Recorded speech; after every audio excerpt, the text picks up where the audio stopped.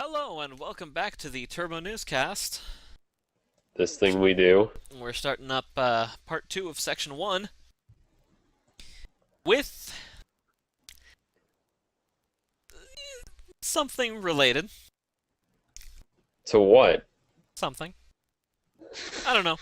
I Something saw it. related to something. I saw it and it was kind of internet related, so I figured, hey, what the fuck? It's kind of internet related. It's on the internet. It counts as an internet story. It relates to Kim.com somehow. Oh god, no. Oh. We're gonna start out with, I think we've all lost our keys before. This At least is temporarily. We've all lost keys, letters. Do you mean like our keyboard keys or like our car keys? Our keys I've as lost in both. these. But I've yes. lost. I can't see them. There we go. Yeah, car keys. I've lost both. I've lost my keyboard keys in my car, and don't ask how that happens. Just know that it's happened. But most of us can't really say I lost my cheese. we've lost an entire island. I have. Remember that one time Godzilla showed up? End of that island. Scientists say they can't exactly find an island, Sandy Island, to be exact. Holy crap! It's Yeah. Atlantis. A team of Australian scientists have found an island doesn't exist. It's supposedly located between Australia and New Caledonia in the South Pacific, but when they sent out a voyage to find the island, they sailed past where the island should be and found upkiss. Nothing. They, in fact, the navigation charts showed a depth of 1,400 meters.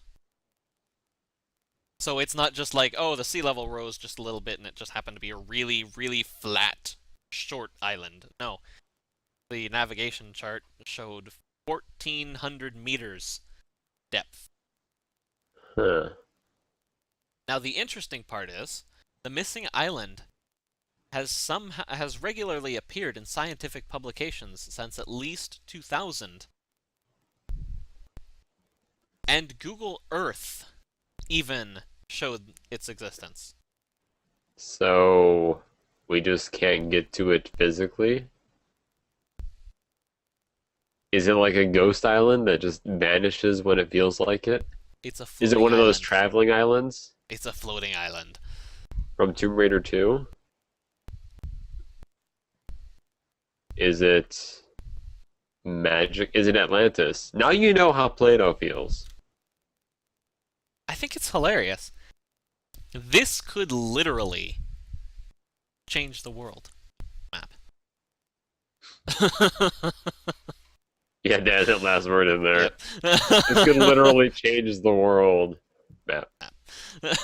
In very small text, parens, map. Well, now Dora the Explorer is out of luck. Yeah. So how do we get to it now? We gotta find a way, Cliff. We will be there. All right. So Well, what were we talking about again? the Ghost Island. Was there Oh. anything else we wanted to say about the Ghost Island, though? Or should we just move I've on lost to Google? all enthusiasm because we died. Alright, let's move on to Google, then. Google... fuck you. Google has reported that internet censorship governments have surged 70%. Yeah, according to Google's transparency report, requests from worldwide governments to remove Google search results and other services spiked more than 70% in the first half of 2012 alone.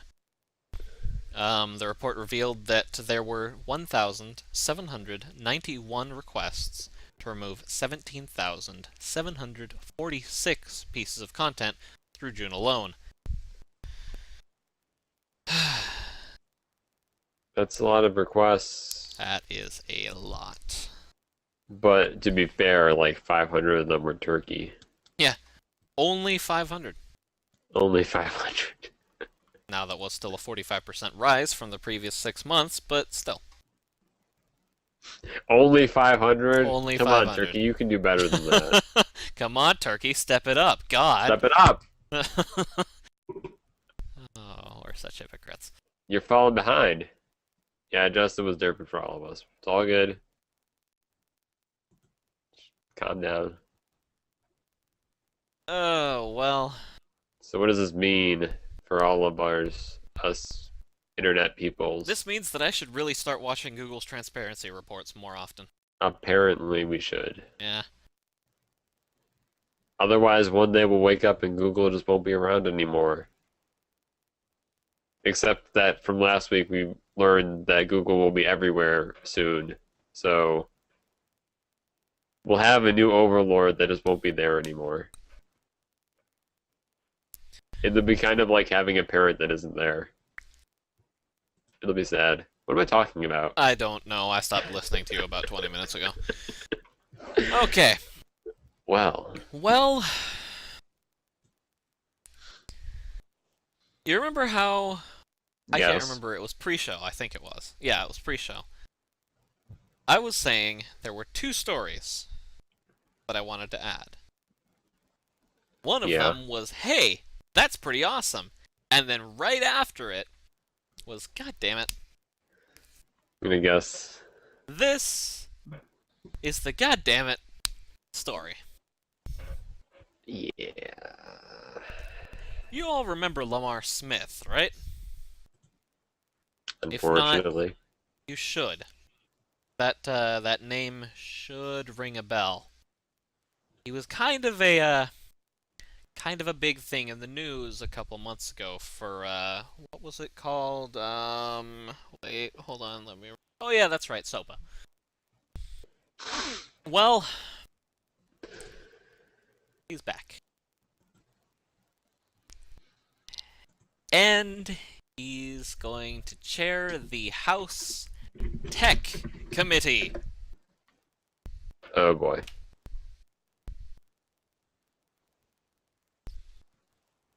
Can I pack my bags now? I Should I have pack? nothing to say. Isn't that kind of like the Yeah, just like the Science Committee, really. yeah. Our Kind of government. it's kind of like the rape guy being on the science committee.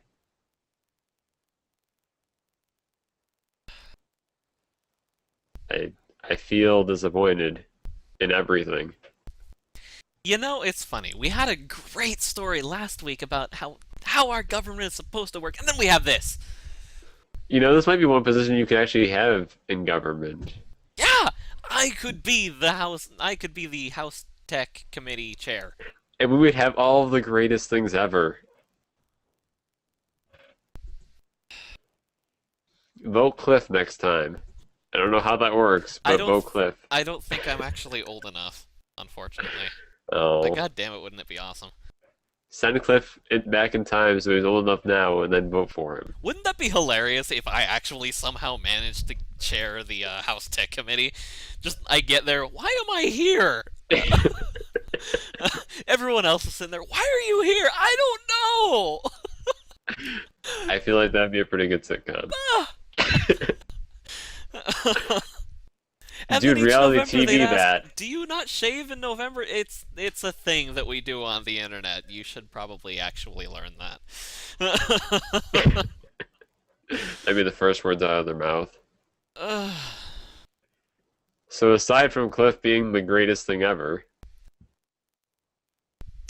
Okay, that's the story now. Um, we gotta make depressing things happy, right? oh, well, not if we're Otherwise, going it's into other depressing. depressing things. Oh, we're gonna make this happy Yeah. now too. Good luck. I'll try. Okay, well, it's not exactly related to the last one, but cut me some slack. I had like 5 minutes to arrange all these stories. Intel, No, Intel, why? Yeah, Intel, they've got some plans. They've got some details have been leaked about their future processors that might be released. Um, Haswell, of course, is coming out next. That's soon. Um, but Broadwell is the one that's coming up after that. And that's the one that kind of has us worried. Because Broadwell will supposedly forego standard socketed desktop processors. Is Broadwell like the well on Broadway? Do they call it Broadwell? See, the problem here is that normally you can take your CPU off of the motherboard. In this case, and I'm not looking at the screen because I'm trying to see if I still have an example sitting around. Can't find it though. Where the fuck did I put all my motherboards? Oh well. In this case, though, the motherboard will be soldered directly to the motherboard. The CPU will be soldered directly to the motherboard, and will not be easily swappable or upgradable. But still possible. Snowball's chance. If you're awesome. Hey, you're the head of the tech committee. You got this. I wish. So fix my damn computer. Now, of course, there is always the possibility that it's not intended for traditional tower computers. But still, I'm not optimistic because I build my PCs. In fact, the PC I'm streaming off of right now, I built by hand. Using your own tools. One of You built it from scratch. one of ironic Found the one of material. the most strangely fun parts is socketing that CPU. You went to a chemical lab to make some of the parts. Because you feel the whole time you're socketing the CPU, and I'm just ignoring you. You feel like you're gonna break the damn thing. At least the first time you build it, you just feel like you're gonna break it. You doped all of the electrical stuff. And then you made a computer with your bare hands. I love how that, though, is right now my primary thought on this. You built it out of rubber band and a bent nail. Dude, you are MacGyver.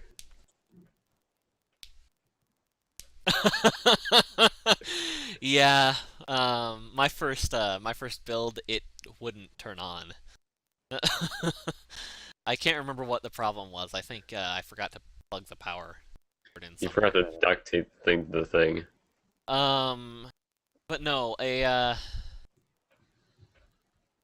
this is kind of really bad because then with this, Intel has to manufacture not only the CPU but also the motherboard because it comes soldered to the motherboard. You can't exactly sell, okay, you can take the motherboard, you can distribute the motherboard, then we'll just give you the chip and you can pop that on yourself.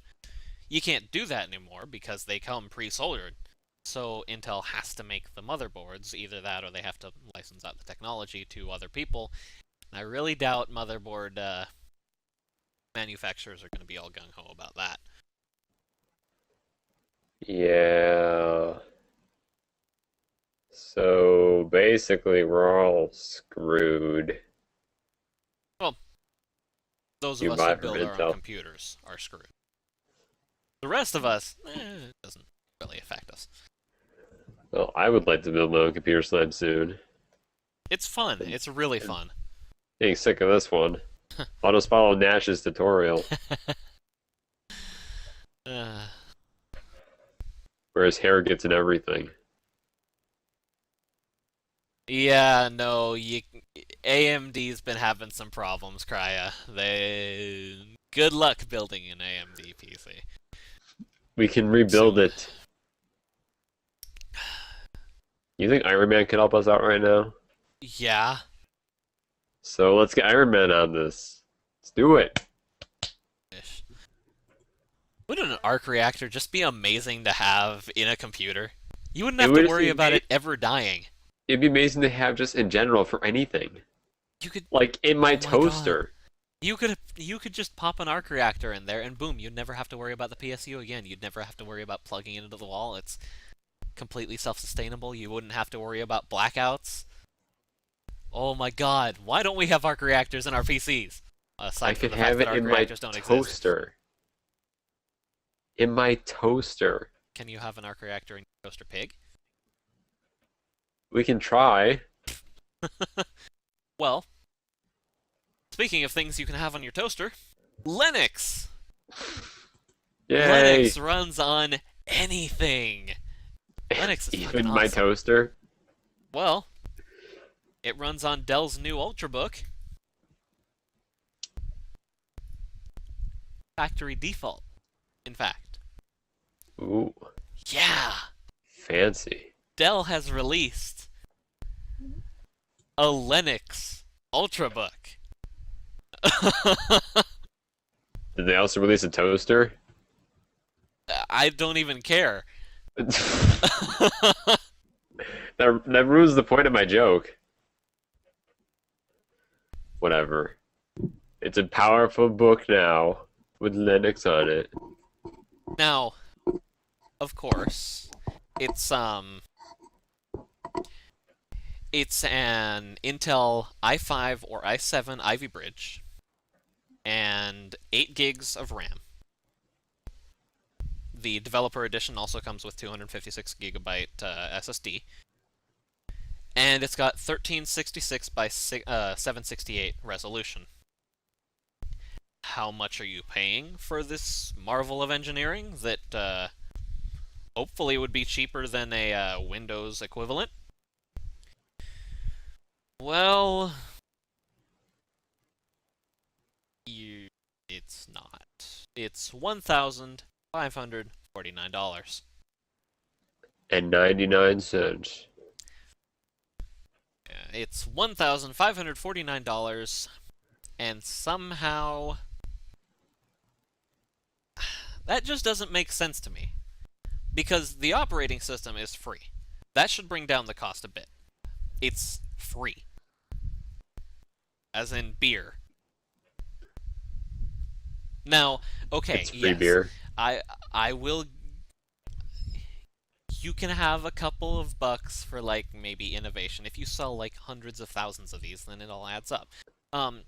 You can charge me like maybe $10 for just innovation on the OS, because they did make a couple innovations. Dell worked closely with Canonical and various peripheral manufacturers to ensure that there's actual feature-complete drivers available for all of the hardware, so that it just works out of the box, so you don't have to worry about going into command line and pulling out distros and just, you know, grepping the wgets and the... Yeah. You don't have to worry about that, it just works. And yes, I know grepping the wgets is not a thing. Don't shoot me. I use Linux too.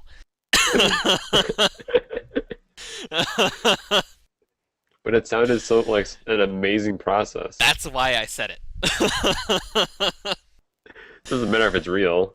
Um, Oh, Toaster Pig's got a shotgun. yeah, I just don't... Yes, it's awesome. It's awesome seeing a laptop that you can go out and buy that automatically has Linux installed on it. You don't have to worry about sideloading Linux. You don't have to worry about booting up into Windows 8 the first time and then you get Linux on there somehow after that. You don't have to worry about that. It comes pre-installed. That's awesome. It comes with the really middle wish- finger to Microsoft. I really wish we could see more of that. Well, maybe when you become head of the tech committee.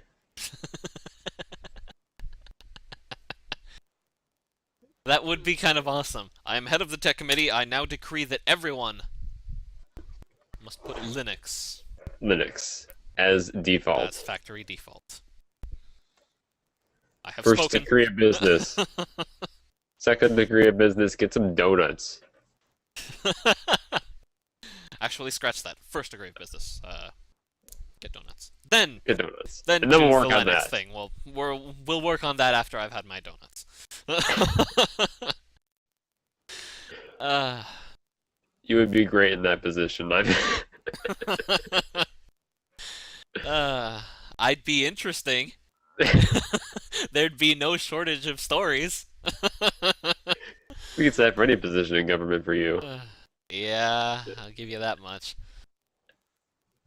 Anyways. Well, I don't have a good transition for this next one. Sorry. Oh well. Scotch tape. Close enough. Good enough. I've said duct tape once. That's all that matters.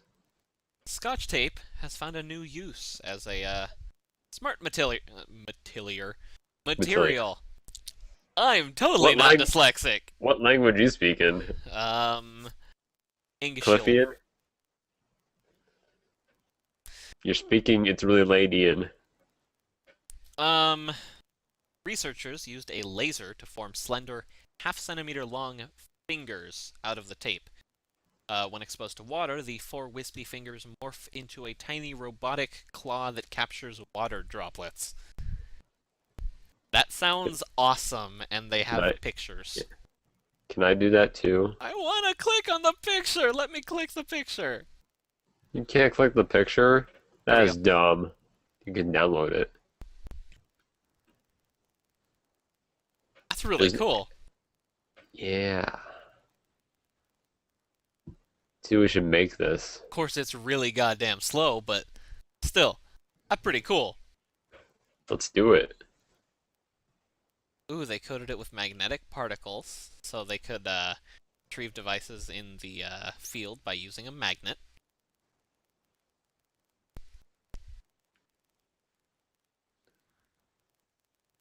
Let's see. Scroll down. Ah, for fuck's sake. There we go. Nope, that didn't. Yes, it Wouldn't that would be an awesome thing to do for your doctoral? just make a claw out of duct tape or out of Scotch tape. I made a claw out of Scotch tape. Now give me my damn PhD. Yeah. Yeah, that would be.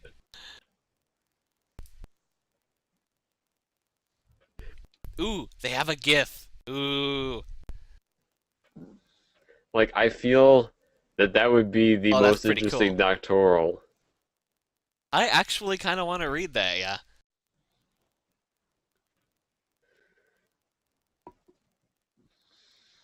We I salute you, made a claw Manuel. out of Scotch tape. I can has PhD now. I can has PhD, please. Well, speaking of people who better have PhDs by now,